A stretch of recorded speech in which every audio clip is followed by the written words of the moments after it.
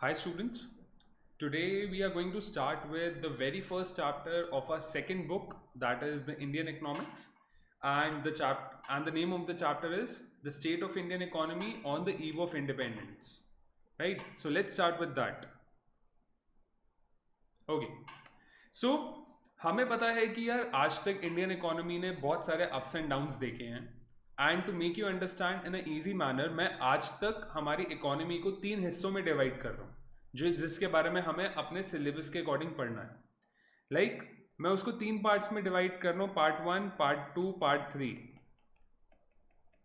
Part 1 is हमारी independence से पहले का, before independence. Second part would be from independence till the year 1990। 1990 इतना इंपॉर्टेंट क्यों है उसके बारे में भी हम बात करेंगे in chapter number 3। And the third phase would be post 1990। तो हमारा जो पहला चैप्टर है that would be based on the first part, the second chapter would be based on the second part, the third chapter would be based on the third part. And in this we are going to start about the first phase that is before the independence. So let's talk about that. अब जब यार हम independence की बात करते हैं तो independence हमें पता है हमें मिली थी ब्रिटिशर्स से। तो पहले ये समझते हैं यार ब्रिटिशर्स यहाँ आए क्यों थे, कब आए और what they actually did to अस।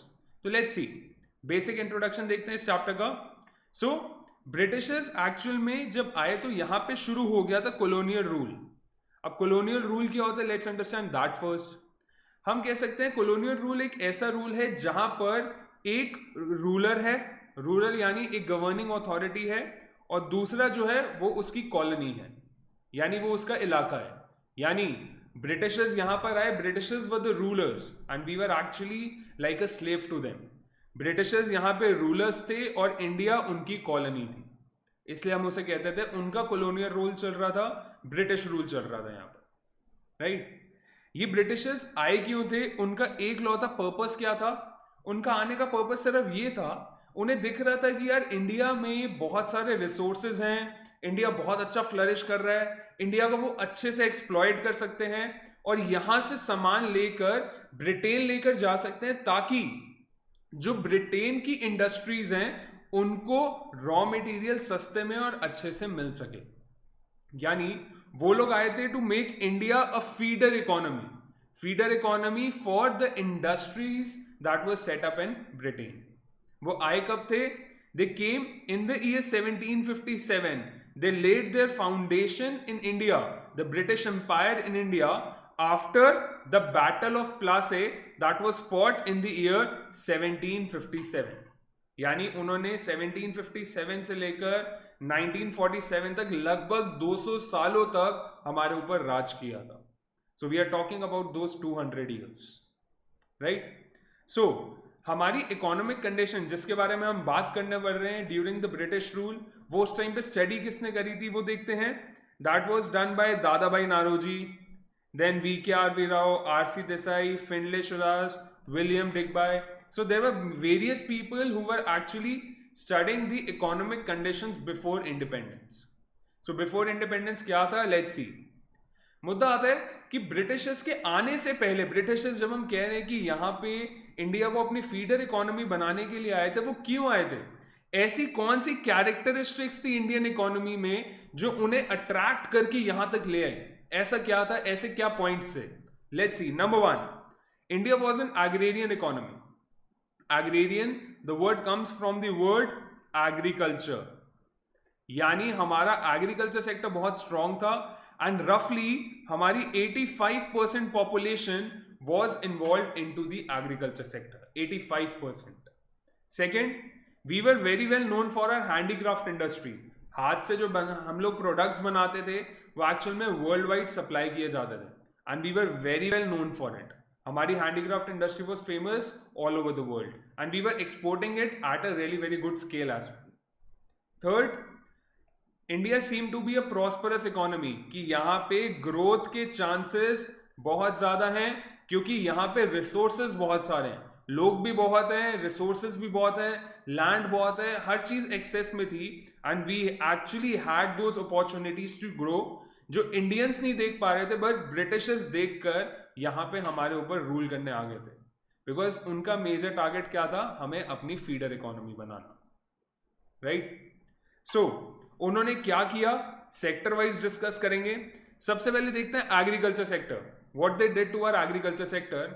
हमने अभी डिस्कस किया that nearly 85% of the population of India was living in the villages and was majorly involved in the agriculture sector. But उसके बावजूद 85% होने के बावजूद there was stagnation in the agriculture sector. Stagnation का मतलब जहां ग्रोथ नहीं आ रही थी, वो एक जगह आके स्टैग्नेंट हो गया था, वो बेटर हो ही नहीं पा रहा था। क्यों? उसके रीजंस देखते हैं। The very first reason was the land settlement system, जिसको हम लोग लगान भी कहते थे, लगान सिस्टम। यहां पे वो क्या कहते थे, ब्रिटिशर्स कहते थे कि यार since we are the rulers, इस जमीन पे हमारा हक है। वो कहते थे फार्मर्स को कि अगर तुम्हें इस जमीन पर काम करना है तो आप लोगों को हमें एक टैक्स पे करना होगा। This tax was known as the lagaan. कहते थे कि आपको मिनिमम एक अमाउंट हमें हर साल देना ही पड़ेगा एंड उसके बिना आप आगे काम कर ही नहीं सकते। अब प्रॉब्लम आती थी, फसल उगे, फसल में उनको फायदा हो या ना हो, टैक्स तो पे करना ही करना। एंड टैक्स बहुत ज्यादा होता था, उस वजह से फार्मर्स की मैक्सिमम कमाई तो टैक्स में चली जाती थी और उनके पास ग्रो करने के लिए पैसे बचते ही नहीं थे। So that was a major reason, this land settlement system was a major reason for the stagnation in the agriculture sector. और रीजंस क्या थे? Commercialisation of agriculture. यहां पे ब्रिटिशर्स कहते थे भाई अब से तुम वो क्रॉप्स उगाओगे जो मार्केट में जिसकी डिमांड है, यानी you would shift from food crops to cash crops. आप फूड आइटम्स की जगह वो आइटम्स उगाओ जो मार्केट में बिकेंगे और जिसकी डिमांड है, so that you are able to generate more profits. ज्यादा प्रॉफिट कमाने से क्या होगा, ब्रिटिशर्स का यह फायदा कि उन्हें टैक्स ज्यादा मिलेगा। सो कमर्शियलाइजेशन यानी ऐसे प्रोडक्ट्स उगाओ जो सिर्फ आपको अपने लिए नहीं चाहिए, उसे आप मार्केट में भी बेचोगे। Third, low level of productivity. जमीन हमारे पास बहुत थी, रिसोर्सेज हमारे पास बहुत थे, but we were not able to produce the required amount of resources, the required amount of crops. क्यों? हम अपने रिसोर्सेज को ढंग से यूटिलाइज नहीं कर पा रहे थे एंड अंडर यूटिलाइजेशन का मतलब हमारी प्रोडक्टिविटी बहुत कम थी। जितने लोग थे हम और ज्यादा प्रोड्यूस कर सकते थे, but we were not really very efficient in it. And last, क्यों एफिशिएंट नहीं थे? Because there was scarcity of investment. मशीनें नहीं थी, टूल्स नहीं थी, सारा काम उनका हाथों से चल रहा था, लेबर इंटेंसिव। सो अगर स्कैर्सिटी होगी इन्वेस्टमेंट की तो कभी भी कोई भी सेक्टर ग्रो नहीं कर पाएगा, और इसी वजह से हमारे एग्रीकल्चर सेक्टर में स्टैग्नेशन था। There were 4 reasons for that, right.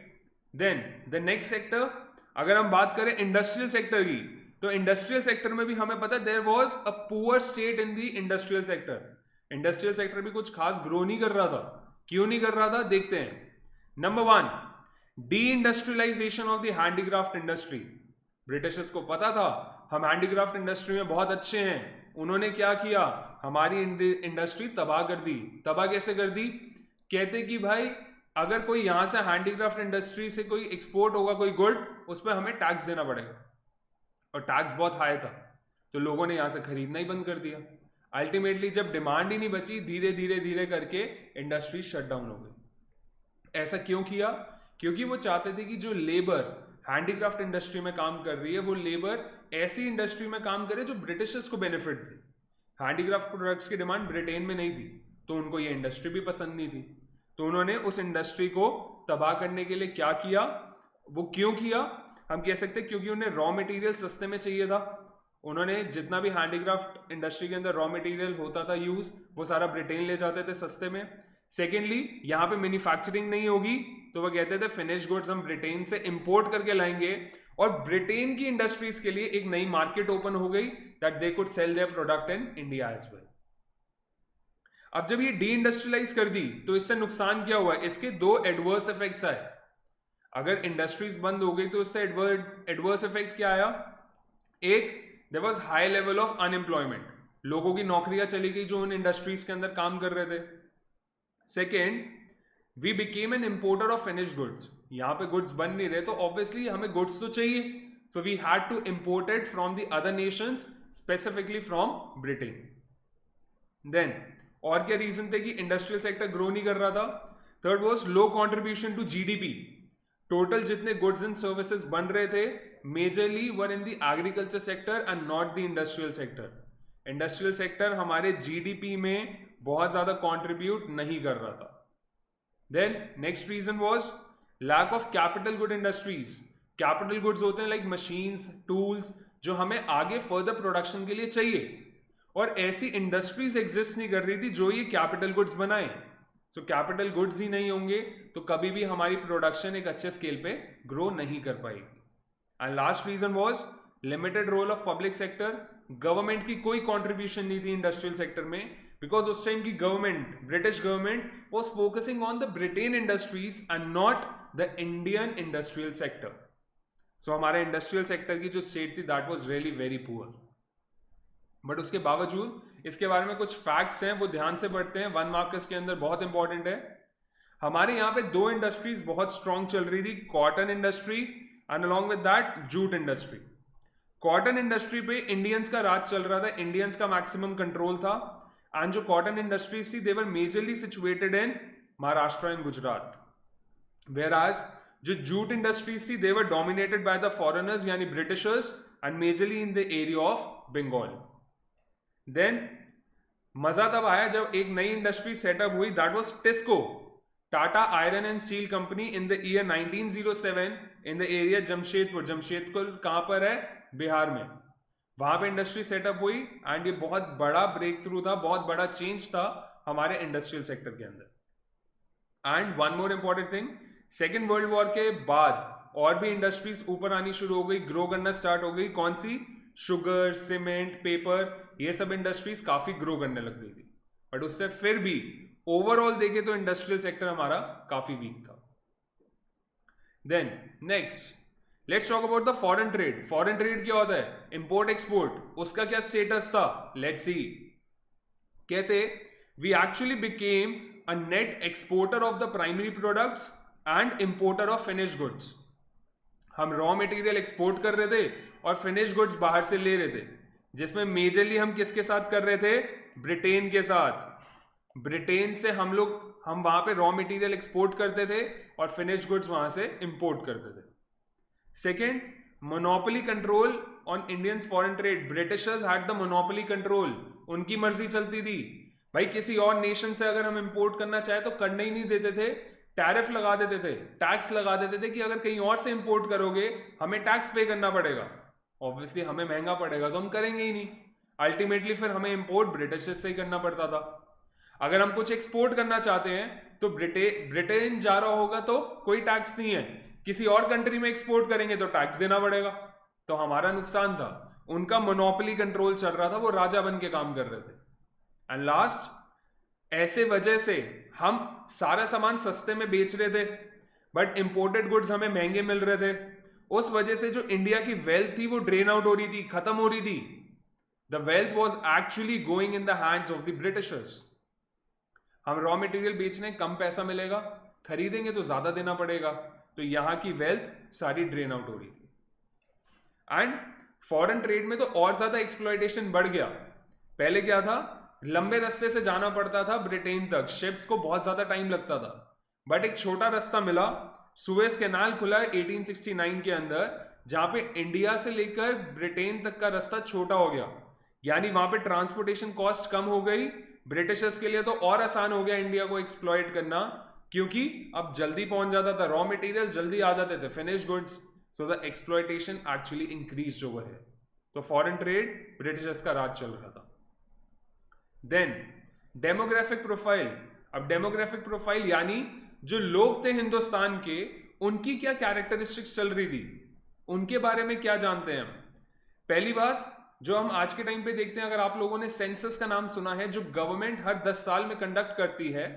The system of the census was actually started by the Britishers in the year 1881. 1881 के अंदर हमारा पहला ऑफिशियल सेंसस कंडक्ट हुआ था. सेंसस होता है ताकि हमें पॉपुलेशन की कैरेक्टरिस्टिक्स हमें पता चल सके. हर 10 साल बाद हो रहा था. जब 1921 का हुआ, इसके अंदर बहुत ज्यादा चेंजेस देखे गए और इस ईयर को नाम दे दिया गया ईयर ऑफ ग्रेट डिवाइड. ऐसे क्या चेंजेस थे जो ऑब्जर्व हुए वो देखते हैं. कहते उस टाइम पे जो बर्थ रेट और डेथ रेट था वो बहुत हाई था. बर्थ रेट वॉज अप्रोक्सीमेटली 48 पर 1000. हर 1000 लोगों में 48 और जन्म ले रहे थे एक साल में. एंड डेथ रेट वॉज 40 पर 1000. किसी को लगेगा छोटी फिगर्स हैं, बट एक्चुअल में बहुत ज्यादा है. आज के टाइम पे birth rate is somewhere around 6 पर 1000 and death rate is somewhere around 4 पर 1000. सो उसके अकॉर्डिंग ये बहुत ज्यादा था. Second, there was extreme low literacy rate. लोग पढ़े लिखे थे ही नहीं. मैक्सिमम 17% लोग हैं जो पढ़े लिखे थे. और अगर विमेन लिटरेसी की बात करें तो that was even less than 7%. Not even 7% of the women were literate at that time. पढ़ना लिखना नहीं आता था. देन हेल्थ फैसिलिटीज बहुत पुअर थी. हॉस्पिटल्स नहीं थे, मेडिसिन नहीं थी, कोई भी बीमारी क्योर करने का तरीका ही नहीं था. Then infant mortality rate was really very high. Infant mortality rate यानी वो बच्चे जो 1 साल के होने से पहले एक्सपायर हो जाते थे. So that was also really very high which was around 218 पर 1000. यानी 1 साल में अगर 1000 बच्चे पैदा हो रहे हैं उसमें से 218 सर्वाइव ही नहीं कर पा रहे थे. They used to expire before the completion of the first year. Then the life expectancy. Life expectancy क्या होती है? On an average एक इंसान कितने साल जिंदा रहता है? That was nearly about 44 years. जो आज के टाइम पे somewhere around 68 years. 48 years, 44 में लोगों की जिंदगी खत्म हो जाती थी on an average. And India के अंदर पॉवर्टी भी बहुत ज्यादा थी. तो लोगों की कंडीशन अगर हम देखें that was not very strong. वो काफी गई गुजरी थी. The demographic profile was very, we can say destructive, और the characteristics were very very poor. Very poor characteristics की अच्छी सिचुएशन नहीं थी यहाँ के रहने वाले लोगों की. Then the next part, occupational structure. लोग काम कौन से सेक्टर में करते थे? हमें पता है 3 सेक्टर होते हैं, प्राइमरी, सेकेंडरी, टर्शरी. तो उसमें देखते हैं ऑक्यूपेशनल स्ट्रक्चर में क्या था. Predominance of the primary sector. Britishers के आने से पहले 85% लोग एग्रीकल्चर सेक्टर में थे, और ब्रिटिशर्स के टाइम पर भी मैक्सिमम एग्रीकल्चर सेक्टर में थे, which was 75%, and the remaining 25% were into the secondary and the service sector. Whereas when we talk about, there was regional variation as well. Her state का अपना पंगा था. जैसे कि हम देख पा रहे हैं, there were few states जहां पे एग्रीकल्चर सेक्टर के अंदर उनकी इन्वॉल्वमेंट कम हो गई थी, and they were moving towards the secondary and the tertiary sector. वो स्टेट्स कौन सी थी? स्टेट्स लाइक तमिलनाडु, आंध्र प्रदेश, हमारा Maharashtra, West Bengal. Agriculture sector कम हो रहा था, सेकेंडरी और टर्शरी सेक्टर बढ़ रहा था. But there were few states who were focusing on the agriculture sector as well. States like Odisha, Rajasthan, Punjab, इन सब के अंदर एग्रीकल्चर सेक्टर ज्यादा ग्रो कर रहा था in comparison to the other sectors, that is the secondary and the tertiary sector. तो ये रीजनल वेरिएशन चल रही थी, हर रीजन का अपना पंगा था. Then infrastructure. हमारा इंफ्रा कैसा था? ब्रिटिशर्स ने रोड्स बनाई. क्यों बनाई? ताकि वो अपनी आर्मी को एक जगह से दूसरी जगह लेके जा सके और रॉ मटेरियल एक जगह से दूसरी जगह आराम से शिफ्ट कर सके अपने लालच के लिए. देन रेलवेज इंट्रोड्यूस किया. रेलवे ट्रेन स्टार्ट हो गई थी 1850 के अंदर, ब्रिटिशर्स ने इंट्रोड्यूस करी. क्यों करी? ताकि लॉन्ग डिस्टेंस आराम से कवर हो जाए, एंड सेकेंडली वो एग्रीकल्चर की कमर्शियलाइजेशन बढ़ाना चाहते थे. अपने लिए काम किया था, सारा काम सिर्फ अपने लिए कर रहे थे, इंडियंस के लिए नहीं. सी पोर्ट्स एंड एयरपोर्ट्स क्यों स्ट्रॉन्ग किया? ताकि इंडिया से ब्रिटेन के बीच की जो ट्रैवल है, जो ट्रांसपोर्टेशन है, वो स्ट्रॉन्ग हो सके. कम्युनिकेशन क्यों स्ट्रॉन्ग किया? ताकि पता चल सके कि कहां किस चीज की डिमांड है, कहां क्या चीज बन रही है, कहां किस चीज की जरूरत है. कम्युनिकेशन नहीं होगा तो production will be impacted. So उन्होंने पूरा इंफ्रास्ट्रक्चर स्ट्रॉन्ग करने की कोशिश करी, but for their own benefit. Ultimately Indians का भी फायदा हुआ, बट उनका major motive was the benefit of the British industries. Right. Then क्या उन्होंने पॉजिटिव किया? अब हर बार आके उन्होंने सिर्फ नुकसान नहीं किया, they also give us a few positive contributions in the Indian economy. वो क्या थे? Let's see. Number 1, self sufficiency in food grain production. अब हम ऐसी सिचुएशन में थे जहां पर हमें फूड ग्रेन्स इंपोर्ट नहीं करने पड़ रहे थे. वी वर सेल्फ सफिशिएंट कि हम अपने लिए खुद ग्रो कर सकते हैं, क्योंकि उन्होंने हमारे ऊपर इतना प्रेशर डाल दिया था कि हमारी प्रोडक्शन ऑटोमेटिकली बढ़ गई. Then we had better means of transport, क्योंकि रोड्स बन गई थी, रेलवेज इंट्रोड्यूस हो गया था, तो हमारे लिए ट्रांसपोर्टेशन सिस्टम बेटर हो गया था. Third, check on famines. Famines होता था सूखा पड़ जाना, चीज़ों की कमी हो जाना. उन्होंने हमें सिखा दिया था कि भाई फेमाइंस हो तो पहले से प्रिपेयर्ड रहा करो. प्रिपेयर्ड रहने से क्या होगा कि आप लोग चीज़ों को अच्छे से मैनेज कर पाओगे. पहले से स्टोर करके रखो ताकि बाद में दिक्कत ना आए. That was a check on famines. Then shift to monetary economy. Money भी इन लोगों ने इंट्रोड्यूस किया, क्योंकि इससे पहले तो हम लोग बाटर सिस्टम पे चलते थे या फिर gold currency, silver currency use करते थे. तो इन्होंने मनी को इंट्रोड्यूस करके मॉनिटरी इकोनॉमी बना दी थी. And last, they gave us an effective administrative setup, कि काम चलाना कैसे है ये उन्होंने सिखाया. जब हम लोग आज़ाद हो गए थे 1947 में, तो इनिशियली जो हमारी गवर्नमेंट ऑपरेट कर रही थी, they were actually operating on the setup formulated by the Britishers. क्योंकि काम मैनेज अच्छे से नहीं होगा तो काम कभी कंप्लीट ही नहीं होगा, जो कई बार आपके सिलेबस में भी होता है, राइट. देन लास्ट थिंग, जिस दिन ब्रिटिशर्स गए यानी 15 अगस्त 1947, उससे एक शाम पहले तक इंडिया की क्या पोजीशन थी, what was the state of Indian economy on the eve of independence. एक शाम पहले तो क्या था, India was a colonial economy, Britishers rule कर रहे थे, हम दबे हुए थे नीचे. सेकेंड, सेमी फ्यूडल इकोनॉमी, यानी एक साइड पे एग्रीकल्चर सेक्टर के अंदर लैंडलॉर्ड और टेनेंट वाला सिस्टम चल रहा था, लगान सिस्टम चल रहा था जो हमने पढ़ा. दूसरी तरफ प्राइवेटाइजेशन भी शुरू हो गई थी, इंडस्ट्रियल सेक्टर के अंदर प्राइवेट कंपनीज आ गई थी. दोनों का कॉम्बिनेशन चल रहा था, land settlement system as well as the private industries. Stagnant economy, growth नहीं थी, हम एक जगह आके रुक चुके थे. We did not have the opportunities to grow.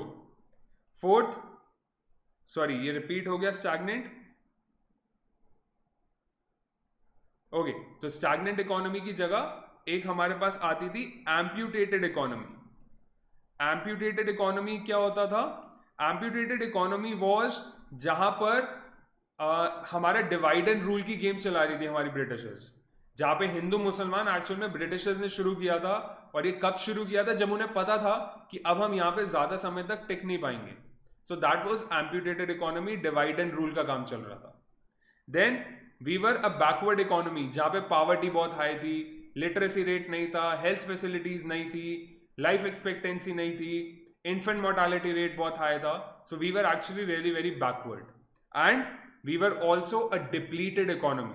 Depleted economy में क्या था, हमारे रिसोर्सेज खत्म हो चुके थे, क्योंकि ब्रिटिशर्स हमें बहुत ज्यादा एक्सप्लॉइट करके हमारे रिसोर्सेज लेके जा चुके थे. So there were 6 characteristics: colonial economy, semi-feudal, stagnant, amputated economy, backward economy and depleted economy, right? So this was all in chapter number 1.